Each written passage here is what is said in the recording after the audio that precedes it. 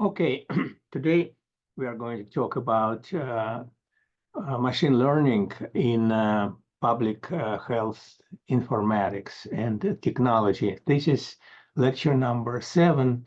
In lecture number 1, I described the possibility of using web services in public health informatics and the benefits of using that.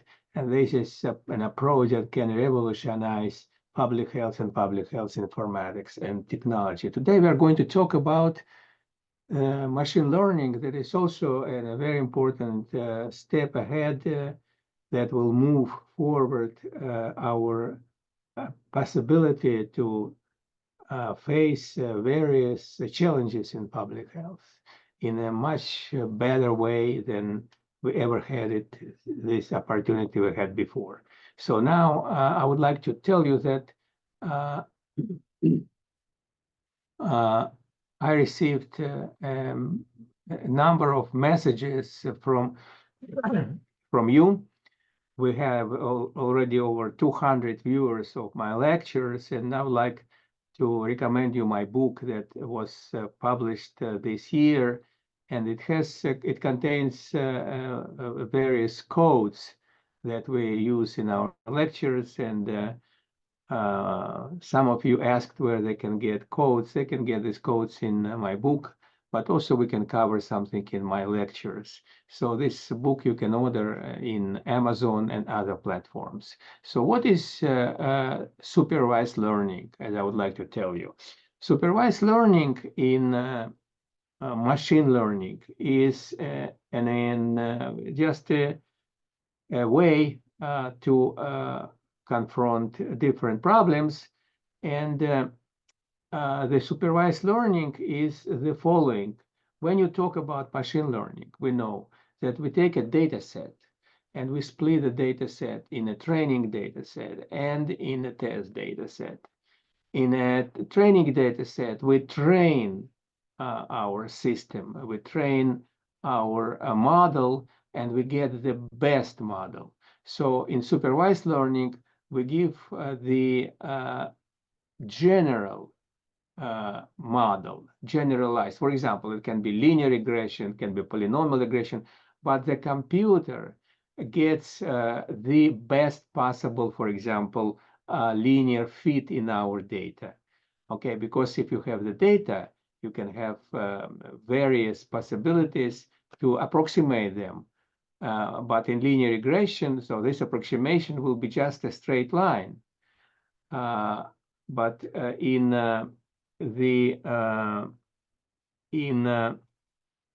for example, I have data 1, 2, 3, 4, 5, 6, and I would like to approximate it by some straight line, but it's not necessary.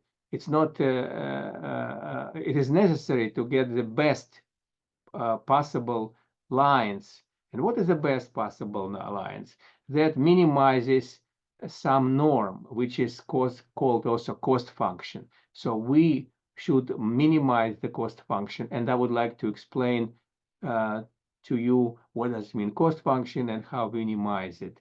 Same thing is for polynomial regression and logistic regression as well. So these three types are the very, very useful items, useful topics in supervised learning. Okay, so what about linear regression? Let us just look at this linear regression. So linear regression, as I said, if you have data points that collect, for example, you have a pandemic, and this is the number of people infected in some state or counties or whatever. Okay, so it is number quite big, in hundreds of thousands of infected people, and this growing tendency because this pandemic just started or outbreak. But we don't have here, for example, gap. So we have a gap here. We have no idea what's going on here, and what might be we can predict it beyond the data collected. All right, so we can predict what will happen in some other time. So this, for example, in minutes or whatever, so this is timeline. All right, so what happens is the following. In linear regression, we have to minimize the norm. And what does it mean, this norm? We call this norm as a root mean square, or L2 norm. And what we have to do, we take, for example, this data. Okay, so this is this data. We say this is y hat minus your model. So because model gives you something different. So this is your model, and we take it as ym. So y hat minus ym squared. And this is a variance, okay, as you remember. So what we do, if we sum up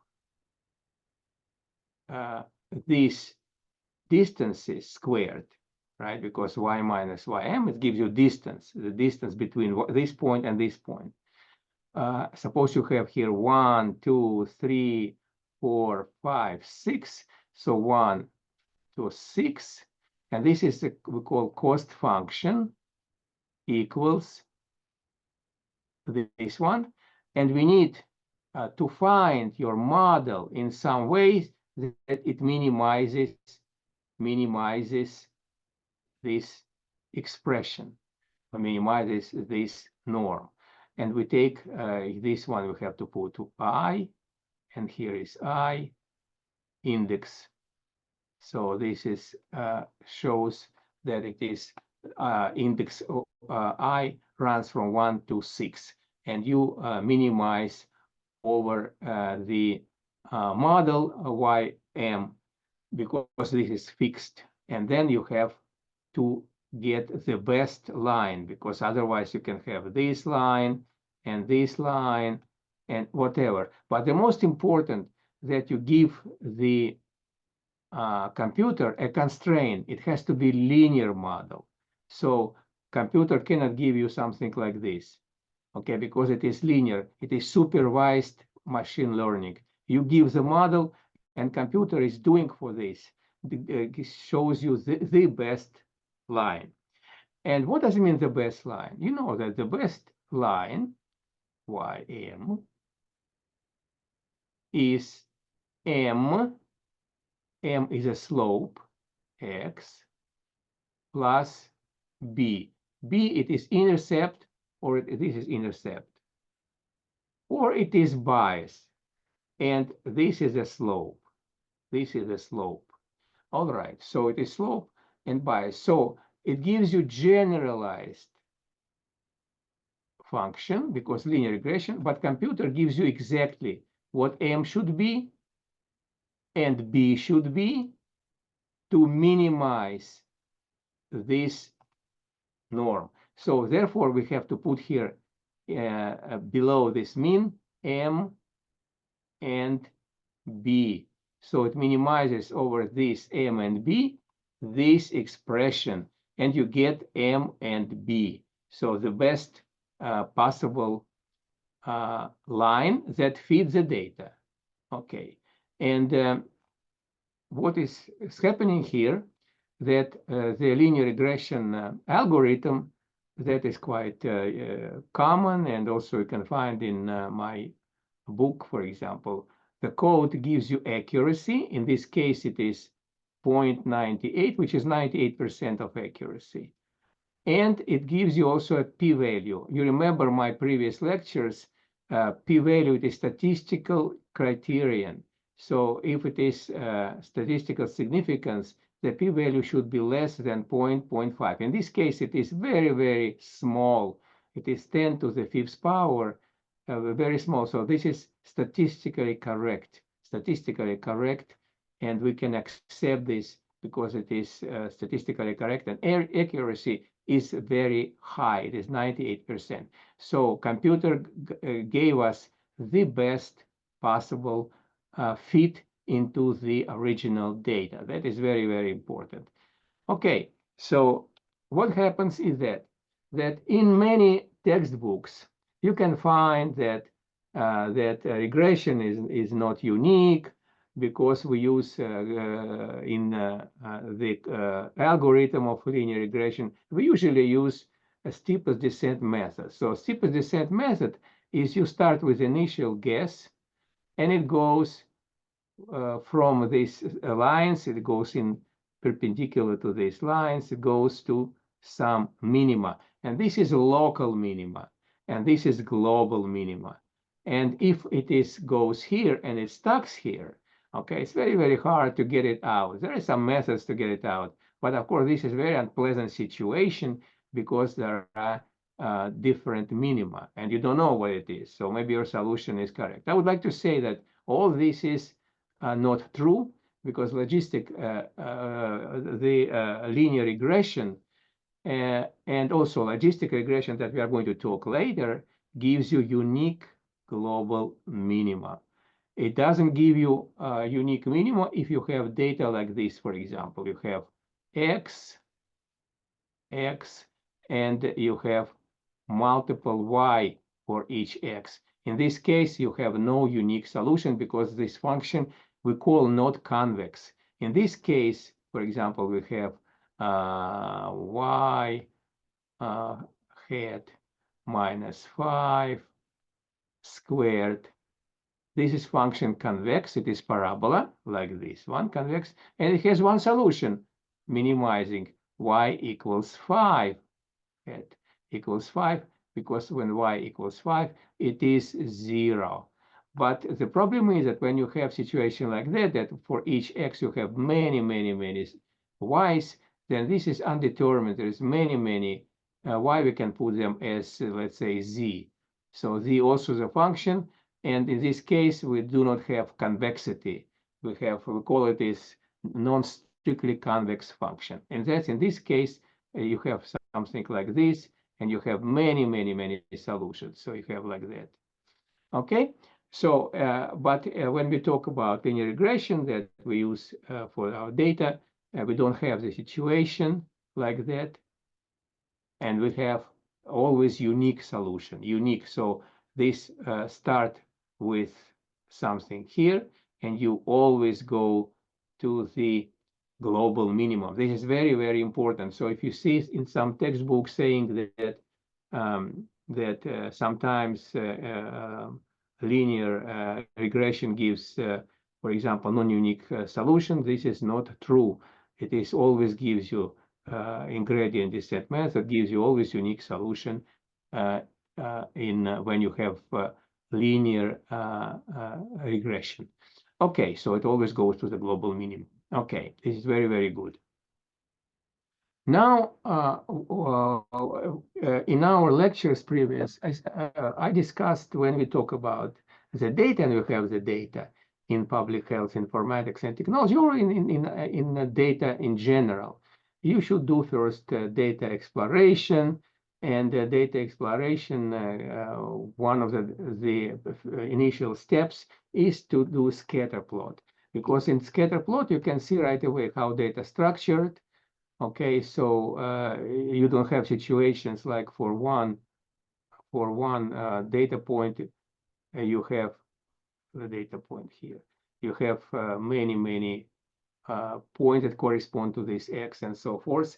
And when regression algorithms won't give you a unique solution, but also you have to look at some structures, because computer will work on some structures, and this is very random data display. So it will be very hard for computer to find some kind of algorithm that will give you correct model that you can do predictions, because it's too random. Okay, so let's go now to discuss some data. So for example, you have data in healthcare. So you have some infections going on, and then you have some measures designed, some measured and the effectiveness of the treatment is growing. Okay, so suppose to have something like this. All right, it doesn't matter. We just give you some example. So you do scatter plot, and you can see that from this the effectiveness can be modeled. So it's not so random. It can be modeled by some model can be linear, not linear, and so forth. So we'll discuss it now. So first of all, we will look at the linear regression. And linear regression gives you this line, and this is the best line that computer was able to do with your restriction that has to be straight line. All right, and it see that it's not all models, not all points, they are well modeled, okay, or presented, for example, this one and this one. And what is the red dots here? Red dots here is a test data set, because as you remember, in machine learning, we use the training data set and test data set. And that for convenience, I just put them at the end. I'll explain why. So this is test data set, test. And this is training data set, training data set.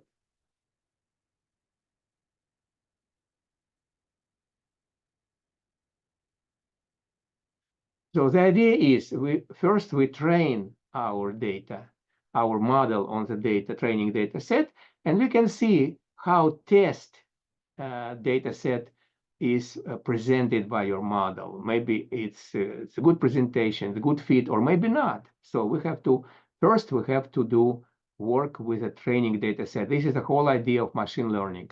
So we just train our model on the data set we call training, and then we can see whether this model also can fit the test data. So this is the whole idea of machine learning. And this is different from, for example, data mining. Data mining doesn't do that. So machine learning split the data into training and test data. Okay, so I specifically put test data as the last here data points. All right, so what we do now, we looked at the linear regression, so it is just a straight line, and we calculate the so-called R squared.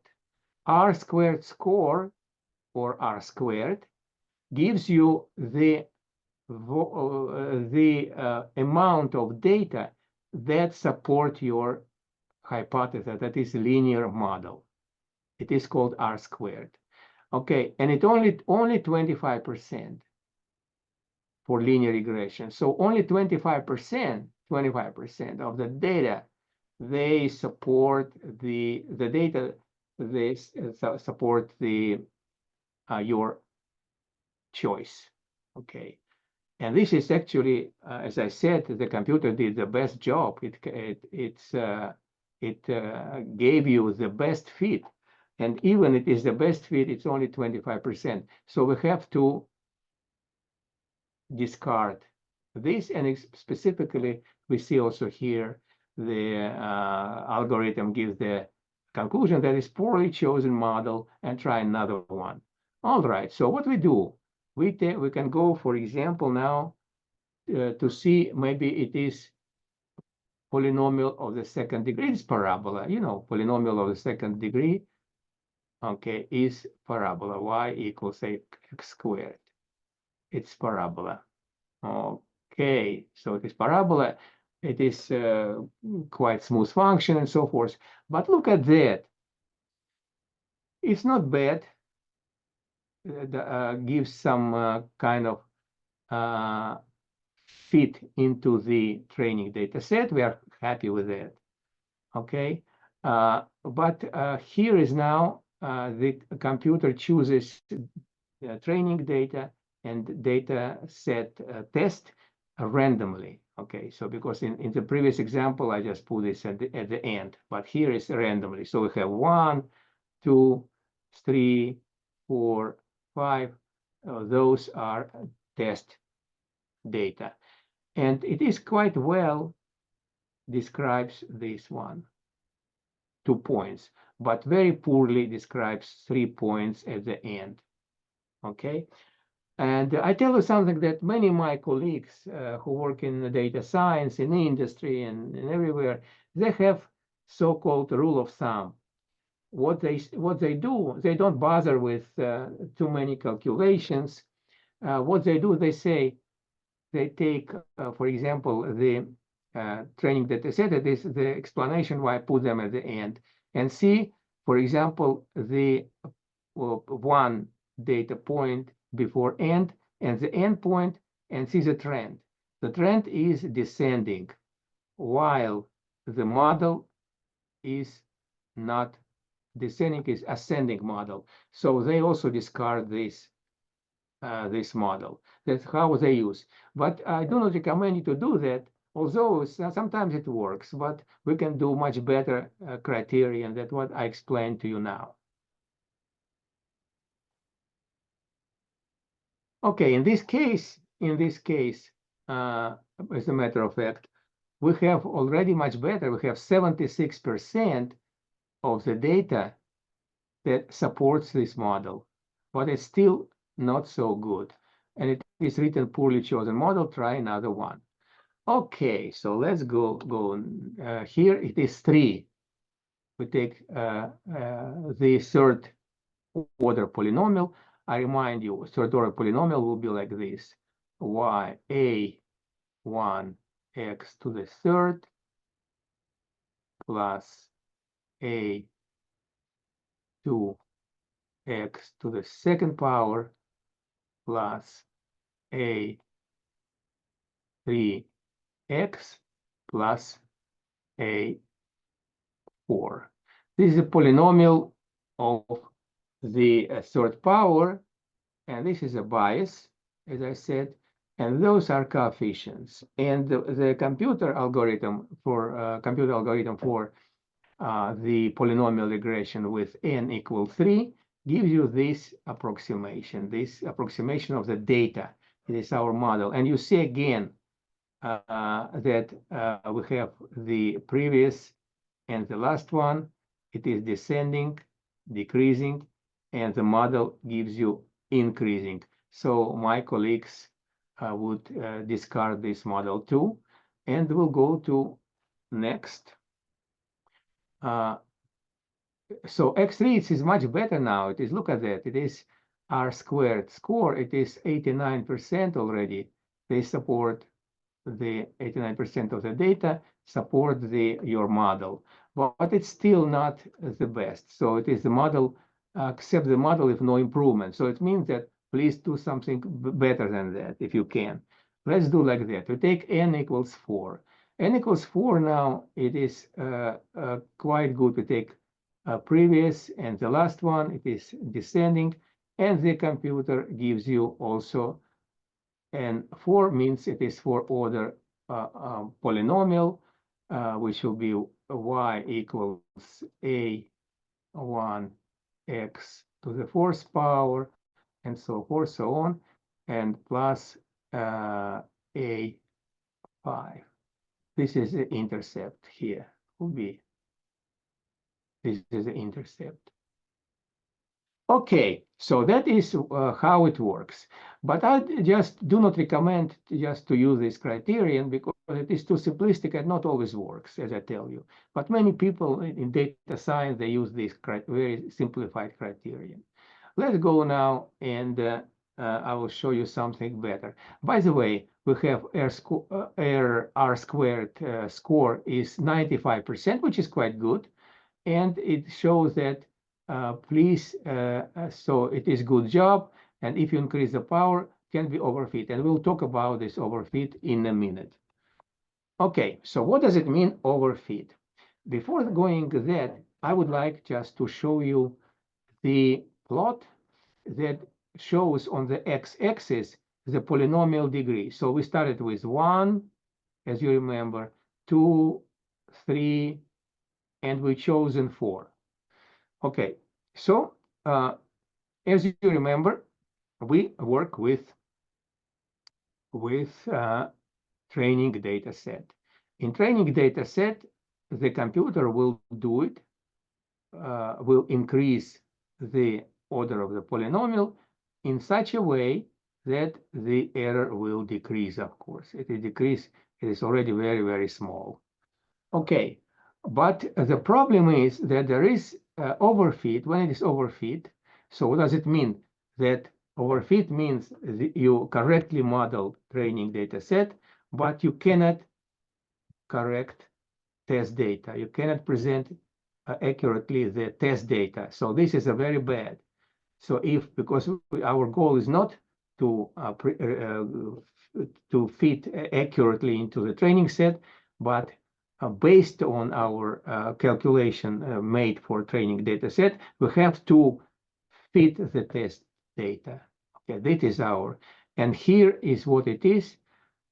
We have here very, very good curve that shows that we decrease training data set error, and also we decrease test. So this is perfect.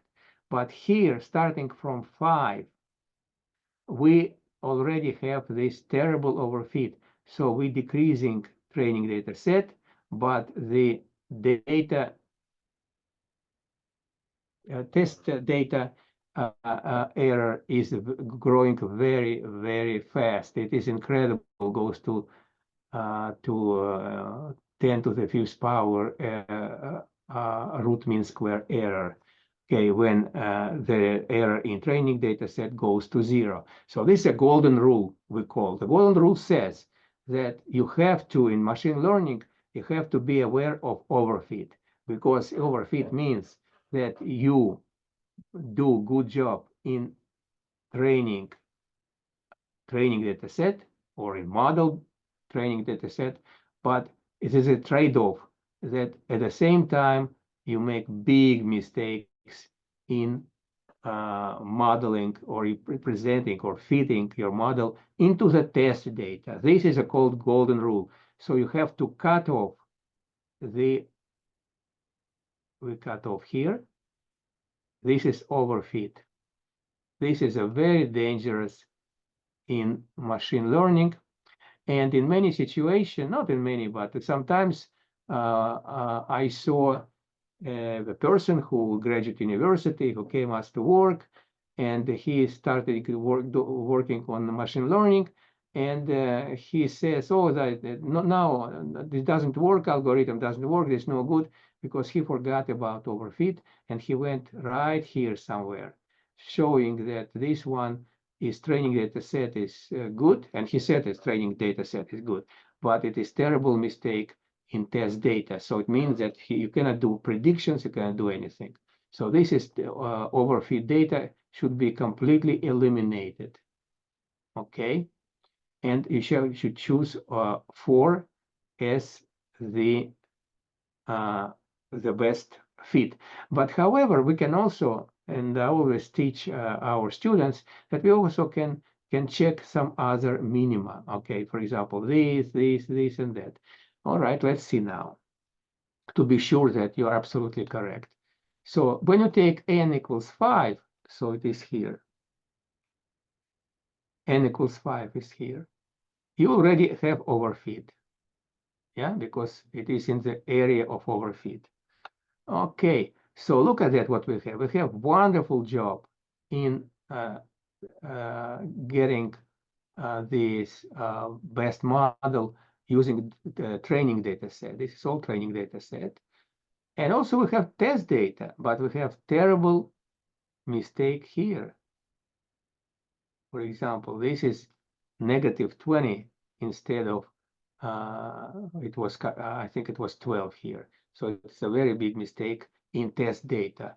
When we go to N7, the 7th order, this already, instead of 12, it gives you almost 200.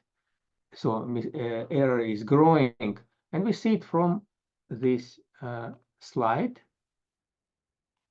From this slide, with 7 will be here. So you have decreasing error in training, but large jump in the test data in terms of error. So this is overfit. This is exactly overfit and overfit. And this is terrible thing when you have, for example, you have here n equals 10. 10 you have already 12, and you have here 3,000. It gives you the prediction for the last data, the end data. So instead of 12, that is terrible mistake. And of course, you can see it on this plot I showed you that 12 will give you something here. It is quite low error in training and a very high error in test. So this model, of course, cannot be taken at all. And this what we have to do. So what is polynomial?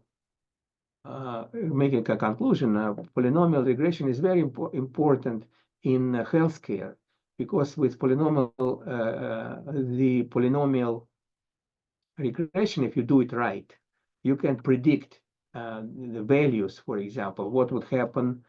Let's say, let's go back to the n equals 4, which is exactly what we need. You can, for example,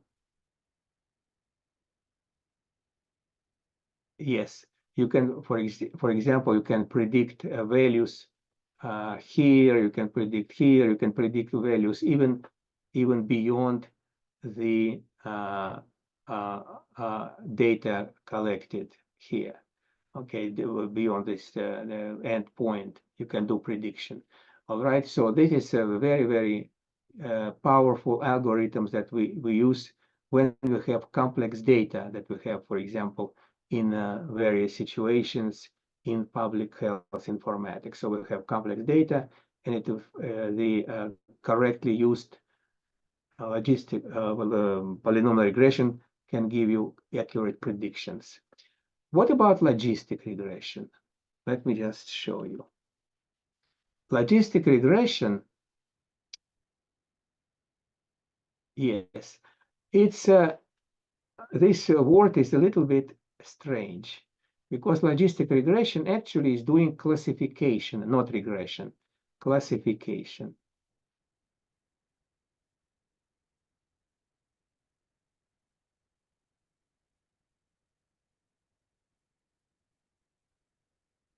So what does it mean, regression?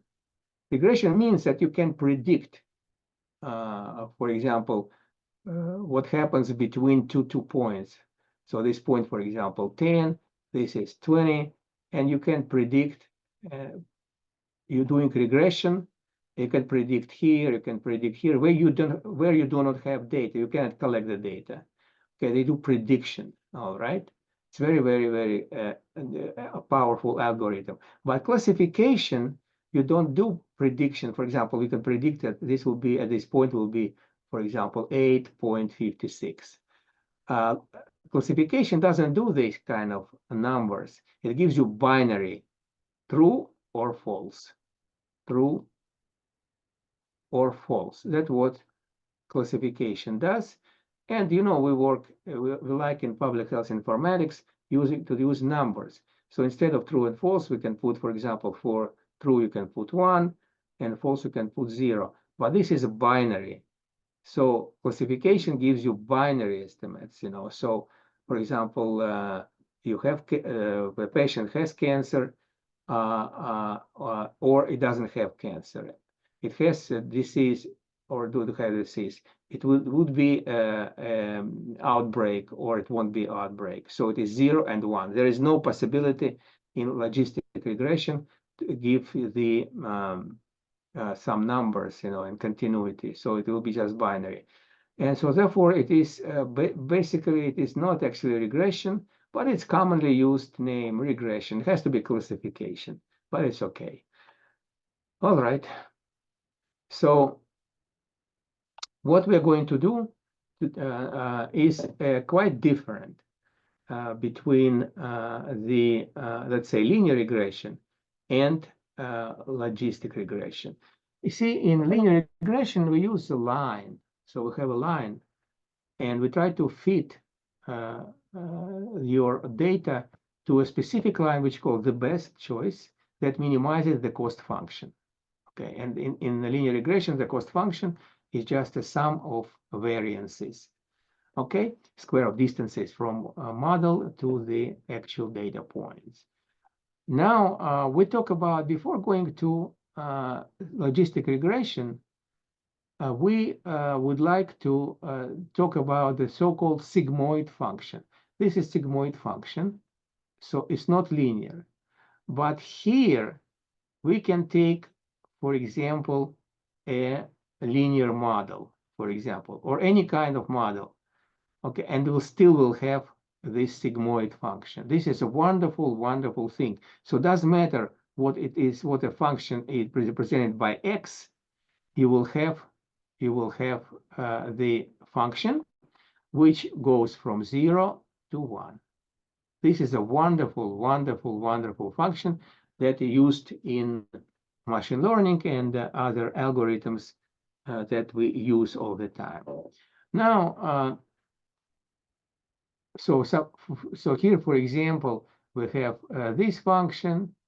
We put instead of x, we have sigmoid function. We have in this case, it is a function that goes, let's say, from -1 to +1. We can, for example, cut it here, but it doesn't matter. So you have possibility to model anything you want. So in sigmoid function, you have actually, as we see here, when x, so it is 1 plus 1 exponent minus x. So when x is going to the very, very high, to plus infinity, okay, this becomes 0, okay? And then you have 1 when x is very big. So when x goes to infinity. But when x goes to negative infinity, negative will become very, very big number. So x will be negligibly small, and 1 over very, very big number will be 0. So this will be always zeros. So here is, as I said, some other functions that are similar to sigmoids. So this function, this function, this function, this function, that are similar, but they are running from -1 to 1, and we do not use them in logistic regression. We use this sigmoid function, this one, that goes from 0 to 1. Okay? And this, why it is the sigmoid function is so useful, because you know that the probability function also goes from 0 to 1. So what happens is that we assign each point on the sigmoid function as some probability. Okay, so this is very, very important. And we can use our machinery that we use for probabilities to do some interesting estimates. So let's go now further. So this is sigmoid function. And what we can say, because we need to know map the binary numbers, binary. So what we will do, that this one is 1. We assign it to 1. Probability is 1. This one, probability is not 1. It's less than 1. But we also assign it to 1. So this probability is less than 1, but we also assign it as 1. And this one is less than 1, but greater than 0.5. So this probability here is less than 1, but greater than 0.5. Okay, and this also will assign 1. This, of course, approximation. Okay, but we need to know it's a binary. It is 1 or 0. So in this case, this point is less than 0.5, and we assign it to 0. And this point we also assign to 0. So the actually this data, if you train this data, you can have the data as 0, 0, 1, 1, 1, 1. Regardless, it's real probabilities that represented by the sigmoid function. We still assign them binary number 0 or 1. So this is the output of this model. So this is very important, let's say, approach. And this is very important assumption that we are going to use. So instead of all these probabilities, we can just put them 1 and we can put them 0. Okay. Now, suppose we have, go back. So suppose we have, this is 0.46, so it is 5 somewhere here. So I put like that. So let's see now. Suppose we have this point, and the computer found it the best fit into your data. And the data, the output was 1, 1, 1, 1, and so forth. So what happens here is that this one will be classified as 1. And this one will be also classified, let's say this one and this one. But this one and this one, we classify them by 1, but actually their probabilities less than 0.5. So we did this wrong. We get these mistakes.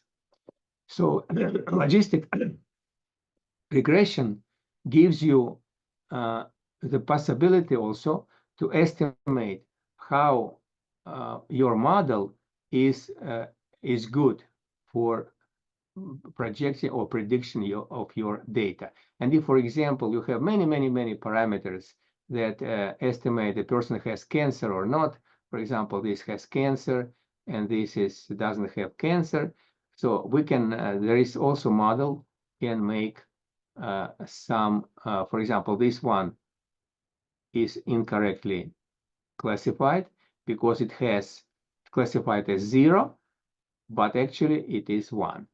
Okay, so we can also estimate and see how many errors we can make and what the accuracy of the algorithm. And this also, logistic regression, is a very powerful tool because it can have many parameters. Okay, so for example, your y can be a1, but not as is in polynomial regression x5, for example, or x6. It will be different features. For example, feature 1, it is blood pressure. Feature 2, it is person smokes or not smokes. Smoke, for example, it is 1, A2, and so forth. This can be many features, and all this y will go to the, instead of x here, it will go to here. Y will be all these features, and the algorithm for logistic regression will find you the best possible criteria, the best possible fit, because maybe this is not the best, okay, which gives you minimum errors and will predict if the person has cancer, for example, or not, it has different diseases or not, or will be outbreak or not. So many things that has yes or no in public health can be made in terms of a logistic regression. Okay, so this is maybe not the best curve. Maybe computer will find something better. And also sigmoid function. Okay, but much better than that one. Now, what is the optimal number, let's say an example, of public health workers engaged in the project? We can use this logistic regression, very simple model. So you need, you have a team workers, you have to find what is the optimal team that will do this specific project in public health. Because you know that in public health we have different projects, and we should also to present this project, we have to see the outcomes and we see how many workers the best, the most optimal number of team workers in this will be engaged in this project. All right. So what happened is that in historical data on different projects, okay, we have, for example, that when you have 14 people working on the project, so this was not the best possibility. 25 was not the best. 27 and 20 was not the best, but it is 33. You got excellent results in time. So this was, for example, some problems with delivery, for example, of this project. And this one, 1, 1, and 1. So the problem is now we need, is it is optimal? So we have all the times greater than 30 or not? So let's check. What about 28? So 27 people will give you poor result. This 1, 2, 3, this poor result. So it gives you 0. This we couldn't meet the project timeline. What about 28? We'll do it with logistic regression. It's very simple. We just put these numbers into the algorithm, logistic regression. Okay, this is data exploration. We have these ones when we successfully completed project in time, and this one we failed the project. All right, so when we do linear regression doesn't give you correct result because it can go through this point, and we have difficulty to understand what's going on in between. Okay, so it is very ambiguous linear regression. So what about logistic regression? Logistic regression, instead of this linear model, we take a sigmoid function and try to feed the sigmoid function into our data points. So we have this, we run this logistic regression, and we have here, I will just connect them. This is sigmoid function.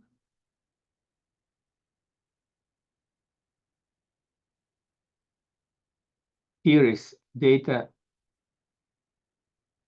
what we have. And let's see now. We have n equals 28. We have 1. So we don't need to have more than 28 people working on this specific project that will have a quite good result. And what is the result would be that 28 is the best fit because 27 we failed, 28 will be good. So we don't need to have 30 or 32 or 29. 28 is enough to complete the project in time. So this is suggestion. And conclusion that is the optimal number in teamwork, 28. Okay. Now, what about how to calculate performance? And I would like just to show you what does mean confusion matrix. It is very useful approach to calculate confusion matrix, a very useful option. So I just recommend you when you do logistic regression, and logistic regression is very commonly used now in public health informatics, you have to calculate the confusion matrix. Okay, the confusion matrix is this one. So in our case, we had actual ones, we had 4. Remember, we had 1, 2, 3, 4. And we predicted, here is this column is prediction. Prediction.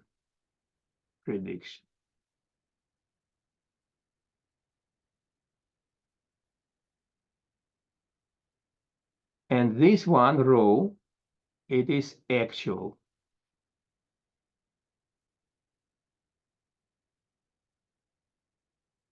All right, so we predicted 4 and falsely predicted 0.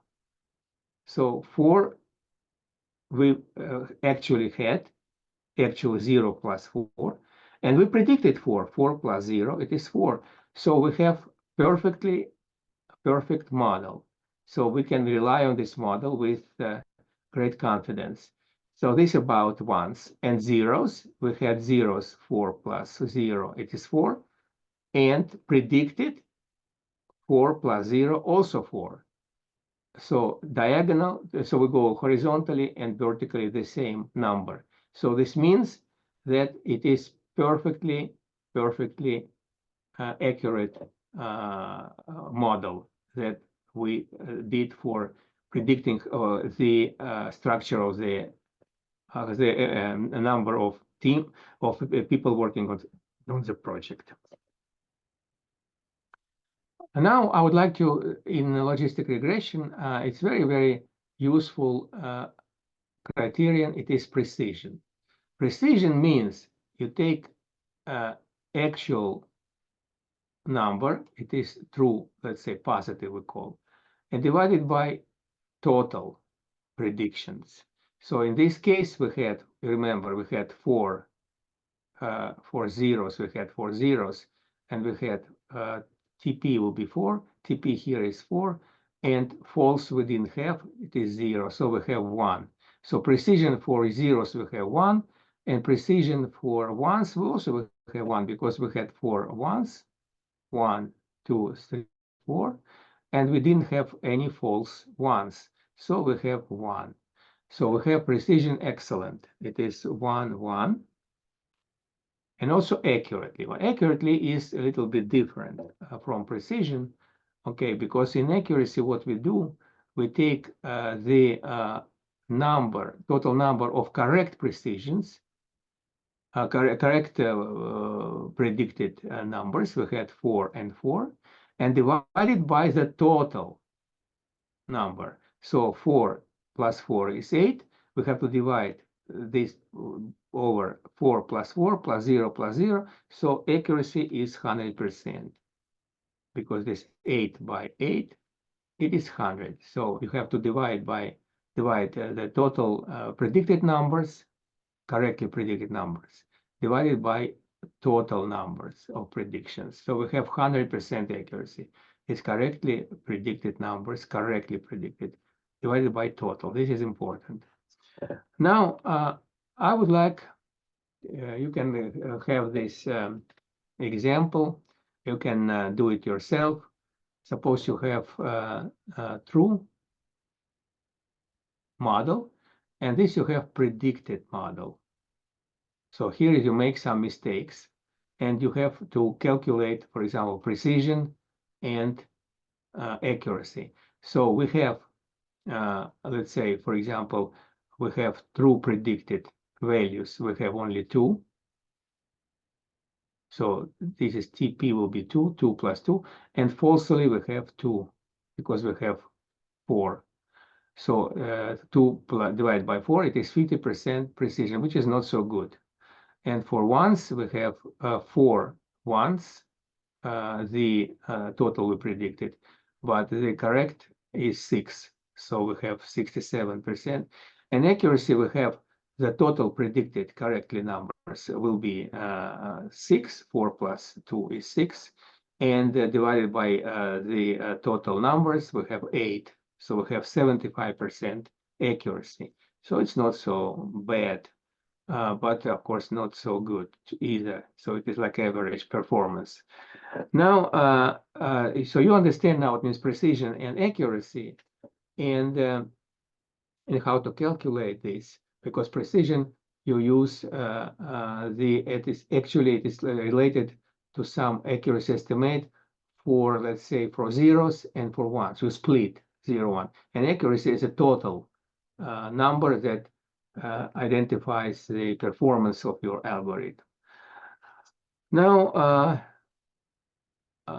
this is one you can also do. You can do it as just exercise. And in this case, you have, in that case, you have actual zeros. It is 2 and 1. So you have actual zeros because actual is in horizontal direction and predicted in vertical. Here is 0. It is confusion matrix, and this is 5. I'll just make it a little bit bigger numbers. So, for example, you can calculate the performance for zeros. So, is you correctly presented 2, predicted 2 in zeros, okay? And I can just show you. And in this case, you 2 predicted, but actual zeros is 1. So your precision will be 2 over 3. Okay, and the actual predicted 5, but it's actual 5 once, but the predicted is 5 plus 1, 6. So 5 over 6 is for ones. It is a precision, okay?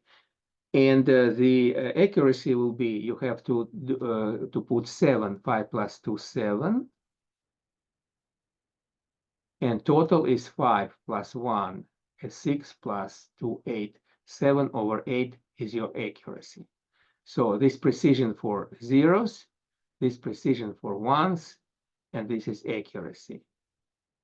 That is how it works. So it is very, very important to have a confusion matrix. So when you run logistic regression, using, doesn't matter what kind of algorithm you use, you have to calculate the confusion matrix to estimate accuracy and precision for no and precision for yes. Sometimes they are quite different. What we have to do now, it is a real world example.